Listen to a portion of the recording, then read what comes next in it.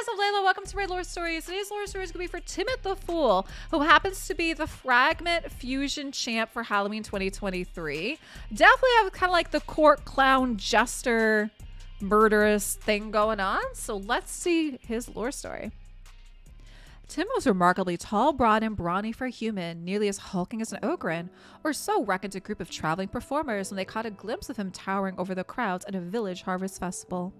They asked him if he would like to accompany them and earn a living as an astonishing physical specimen.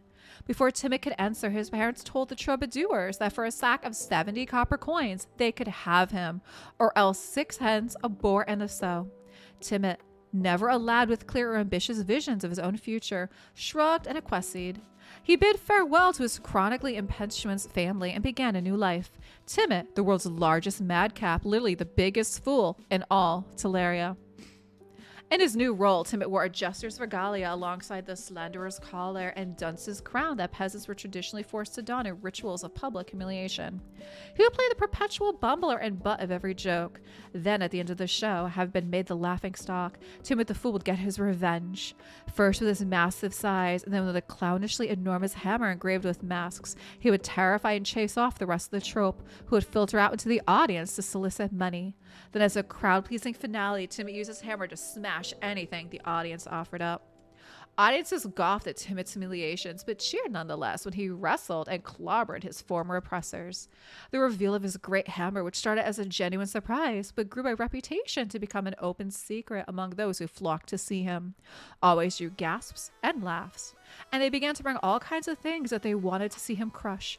Huge vegetables, old furniture, sacks of rats, innumerable other oddities. He pulverized them all before the cheering throngs. Given the character of some of the towns and hamlets the troupe visited, Timit's finale occasionally took a macabre turn. Besides vermin, he put down sick or wounded animals, and various people were often put forth as candidates for squashing, sometimes with frightful sincerity. Timit wanted to tone down the smashing ritual, but was pushed to comply with every request for the sake of profit. Eventually, Timit was presented with a so-called witch, whom the townsfolk swore a sacred or inquisitor had condemned to death for evil sorcery. They dragged their heels in obeying his order, and he was therefore long gone. But the troop master held their word as good and their coin as valid and ordered Timit to be the executioner. Timit hesitated, sweating within his metal cone, hearing the baying crowd ringing and echoing within it. Finally, he heeded their chants and crushed the gray-haired woman's skull with what he hoped was a quick and merciful stroke. On that very night, witch curse or maddened with guilt, Timit crept upon the rest of his troop as they snoozed drunkenly in the village inn. He laid the same execution upon each and every one of them, giving the troop master an additional emasculating hammer strike.